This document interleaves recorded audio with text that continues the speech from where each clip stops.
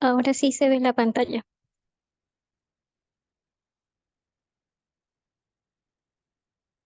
Sí, doctora. Entonces, daremos comienzo. Buenas Bueno, noches. buenas noches.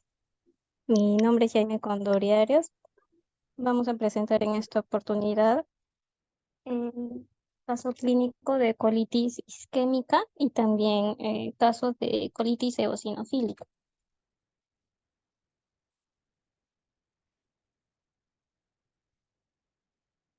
Bueno, para hablar de colitis isquémica debemos de tener en cuenta tres aspectos importantes.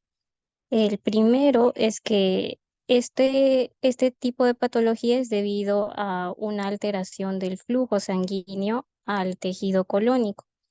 Esta alteración del flujo puede ser un desorden transitorio irreversible o puede ser un desorden irreversible. La magnitud del daño de la mucosa colónica va a depender de la causa que produce esta alteración del flujo y de la duración del evento isquémico. ¿Cuáles son las causas que pueden producir un bajo flujo sanguíneo? Estados de sepsis, shock, falla cardíaca, ejercicio extenuante, la presencia de alguna patología que produzca trombos o émbolos en caso de estados de hipercoagulación, el uso de anticonceptivos orales, causas mecánicas como intususcepción o la presencia de vólvulo, causas inmunes como la presencia de vasculitis o también las infecciones como es la causada por la E. coli enterohemorrágica. Aquí vemos una imagen que representa claramente a la colitis isquémica en una fase inicial. ¿Qué es lo que sucede? La respuesta adaptativa de la pared y la mucosa colónica ante la disminución del flujo sanguíneo, lo que va a tratar de hacer es eh, adaptarse a este estrés y va a generar vasodilatación prominente a nivel de la submucosa, como se ve en la imagen. Además de esta vasodilatación, va a aumentar la permeación perdón, el flujo de líquido del espacio intravascular al extravascular, que se va a traducir en edema y de manera inicial se va a producir la denudación de la mucosa en las partes más superficiales, acompañado, ¿no?, de un estado hemorrágico. Siempre desde la capa más superficial es que van a empezar los cambios en la mucosa del colon.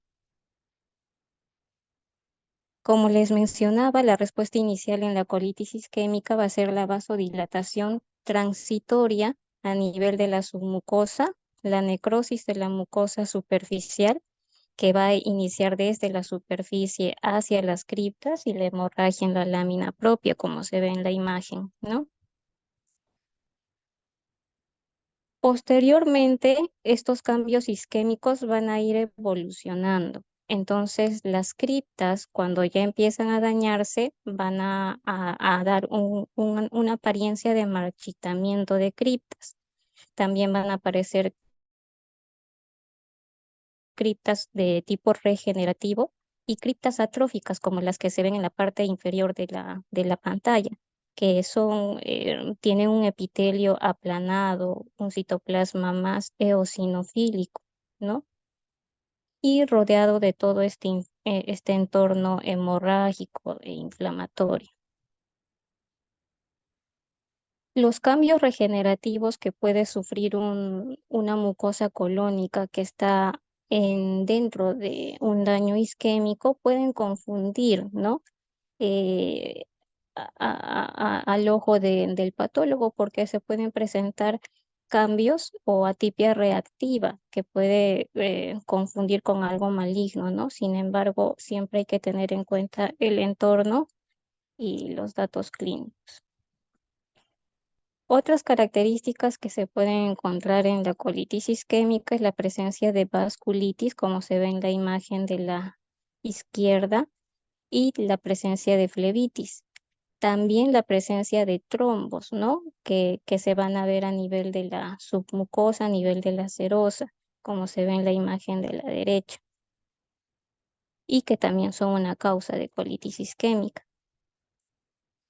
La presencia de criptitis y abscesos crípticos ya son fases más tardías del proceso isquémico, cuando ya se ha tratado de darle un mayor flujo a la mucosa colónica que ha tenido un periodo de isquemia. Hay una fase de reperfusión que va a atraer a gran cantidad de neutrófilos. Los neutrófilos van a liberar, bueno, sus proteasas y van a producir daño tisular.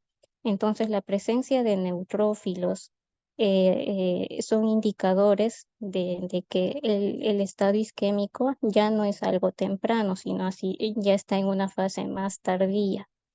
A esto se le llama reacción leucocitaria.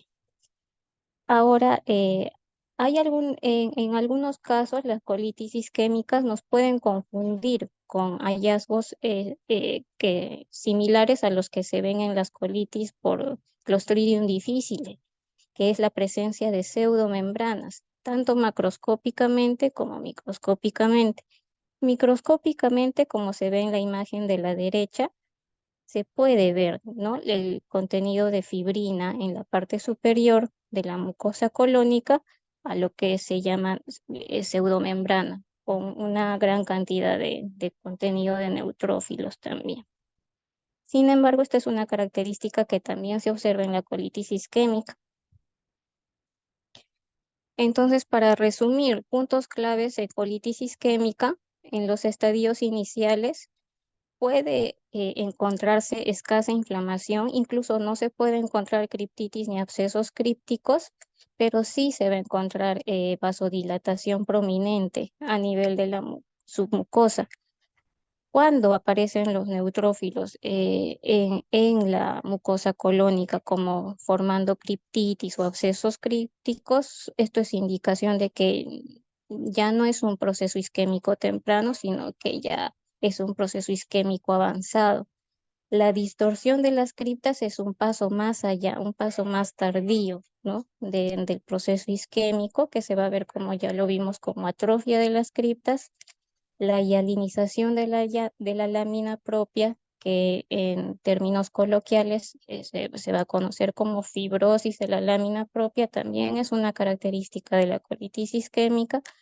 La presencia de hemorragia, extravasación de glóbulos rojos hacia el extravascular, y la presencia de erosión y ulceración, ¿no? Que primero inicia en la mucosa superficial y luego se va interiorizando hacia las criptas.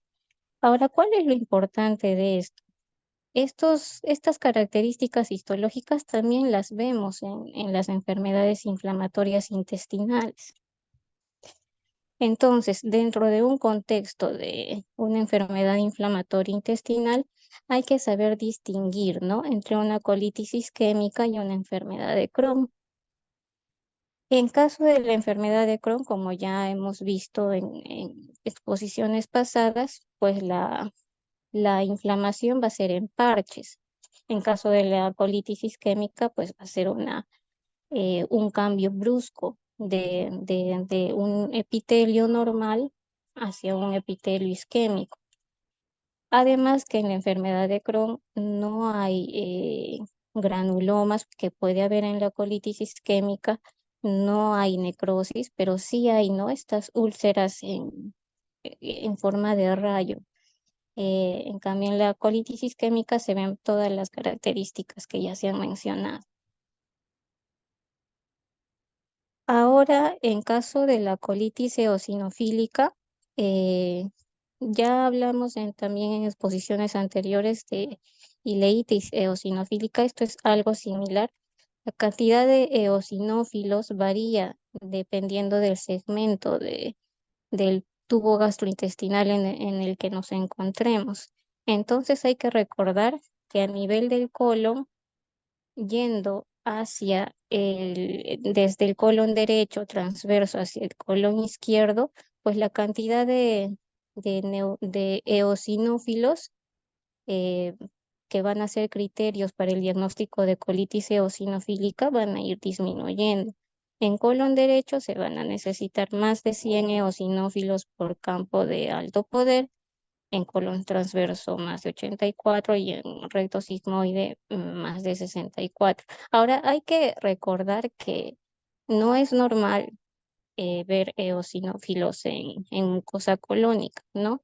Y que la presencia de número de eosinófilos que sea menor a los criterios que se está mostrando en la diapositiva, eh, también es importante mencionarlo en el reporte histopatológico, porque también los eosinófilos se asocian con otras causas, como son el uso de medicamentos, ¿no?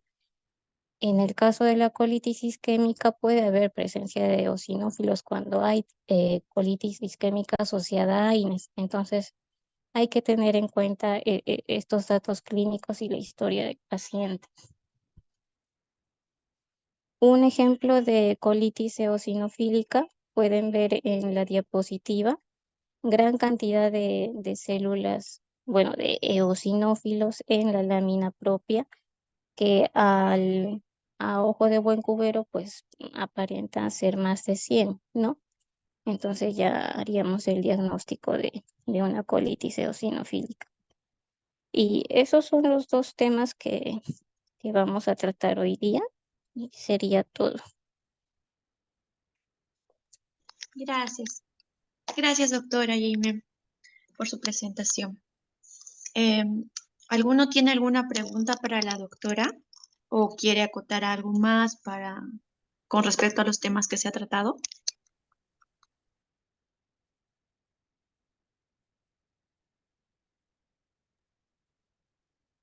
Bueno, yo quisiera, digamos, hablar sobre, bueno, es cierto que hablamos sobre la colitis isquémica, ¿no? Que es una lesión, una lesión isquémica y bueno, pero también tenemos que tener en cuenta que, digamos, a nuestro servicio nos llegan muestras también nos puede llegar, ¿no? Tener presente que puede haber muestras con una hemorragia digestiva, ¿no? Una hemorragia digestiva y que estas lesiones son lesiones vasculares que también tenemos que tener en cuenta, ¿no? Ya la doctora mencionó sobre las causas de una lesión, de lesión isquémica, pero también hay que tener en cuenta las lesiones vasculares que podemos encontrar, ¿no? Una fecha, llegó al servicio un, un espécimen, creo que fue sigmoides fue, y tenía se pudo evidenciar una malformación arteriovenosa. Entonces también podríamos encontrar este tipo de lesiones. Estoy hablando de lesiones vasculares, ¿no? Una lesión, una malformación arteriovenosa. También podríamos encontrar angiodisplasia, y esto se ve más también en los pacientes que tienen ya edad, ¿no? Pacientes ancianos. Angiodisplasia, que va a ser una patología la cual se va a adquirir, ¿no? Hay otras lesiones que son en menos porcentaje, de 1 a 2%, ¿no? Que puede ocasionar una hemorragia digestiva alta, aguda, por la presencia de una arteriola a nivel de la mucosa. Esta arteriola tiene un diámetro más de 10 veces de lo normal, ¿no? Y es por eso que va a producir una hemorragia digestiva alta. Entonces nos puede llegar un espécimen también, pero estoy hablando de un porcentaje pequeño, ¿no? Tener en cuenta que también, creo que se llama lesión de Dulafoy, algo así. Y también tener Es la presente. malformación de Dillafua, doctora. Exacto. Eso es que ya. Eso, Y la malformación arteriovenosa es el síndrome de Rendu-Osler-Weber. ya. Gracias, Renzo. Eso y tener también en cuenta que podemos tener telangiectasias hereditarias, ¿no? Hemorrágicas hereditarias. Todas las que he mencionado son parte de lesiones vasculares. Entonces, eso también tenemos que tener presente, aparte de las lesiones isquémicas que vamos a tener y las causas que pueden producir, pero también tener las lesiones vasculares que podemos encontrar en los especímenes de gastrointestinales, ¿no? Eso sería la parte que quisiera acotar. ¿Alguien más tuviera una pregunta o algo más para acotar? Doctor Ah, Millones, doctor Calderón. me O, gustaría preguntar si puede haber alguna evidencia de como de cronicidad de una úlcera, de una lesión isquémica, o sea, de que ya se está produciendo el proceso de regeneración, si de repente hay algún hallazgo histológico que nos indique, este paciente sufrió una lesión isquémica aquí, pero que ya se está recuperando.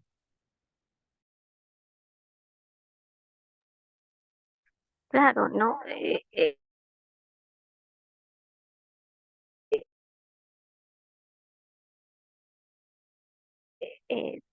en la exposición eh, van a variar dependiendo de la duración que tiene el proceso isquémico y del tiempo de evolución, ¿no? De la patología que lo ha causado.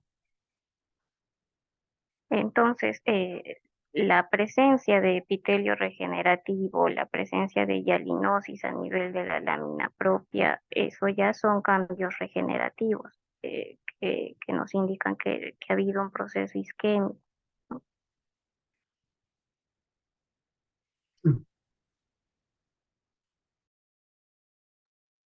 Hola a todos, ¿qué tal? ¿Cómo están? Buenas noches. doctor, buenas noches.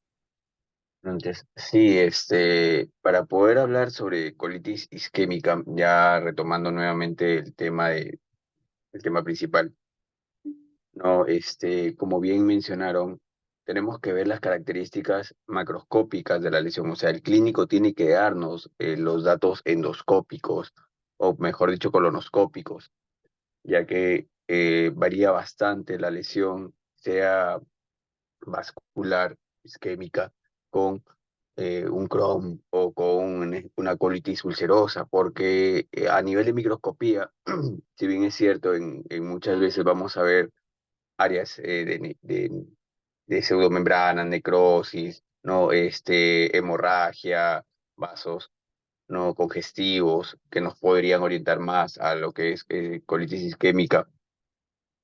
Muchas veces no vemos eso, más que todo en fases tempranas, ¿no? Vamos a ver criptitis, vamos a ver accesos crípticos, y eso más nos llevaría a, a una enfermedad inflamatoria intestinal. Por eso sí o sí conversen siempre con su gastroenterólogo, ¿ok? Para poder dar un adecuado diagnóstico.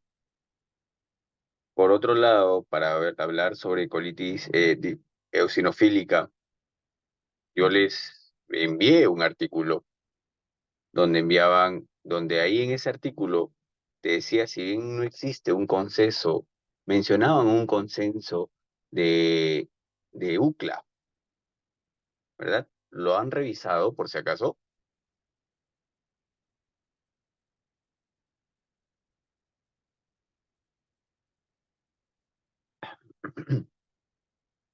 Bueno, si no lo han revisado, el consenso menciona características que apoyan el diagnóstico de una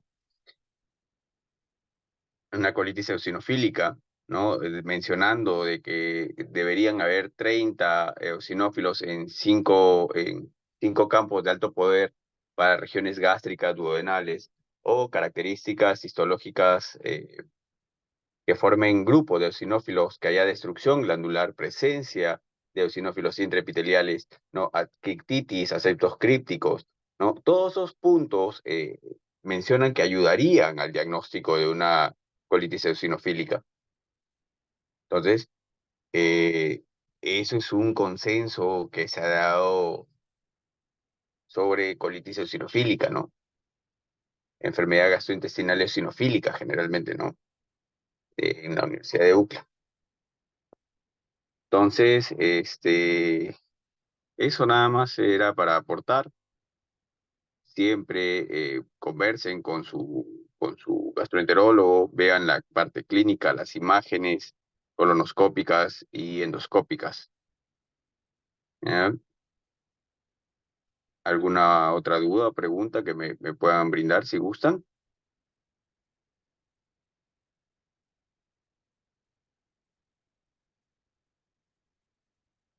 Bueno, entonces, Anixa, te dejo a cargo. Ya, doctor, gracias. Gracias, doctor.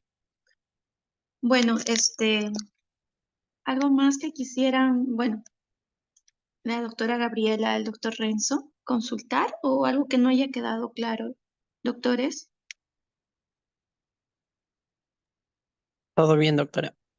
Todo bien. De mi parte Ya, tampoco, doctora. bueno. Entonces, ya con todas estas características histológicas podemos vernos con respecto a una, como dice el bueno, como dice el doctor, que también tenemos que tener la clínica del paciente. Ya sabemos qué es lo que podemos encontrar histológicamente en las biopsias que nos pueden llegar, ¿no? Biopsias de colon, o tal vez nos puede llegar una resección de un espécimen. Y tener en cuenta lo que mencioné también, ¿no? Es algo un plus nomás. Y bueno, sería de eso con respecto a la exposición de hoy. La próxima exposición es el día de mañana a las 7 de la noche, por favor. Gracias por asistir. Buenas Bien. noches. Muchas gracias. Buenas noches con todos.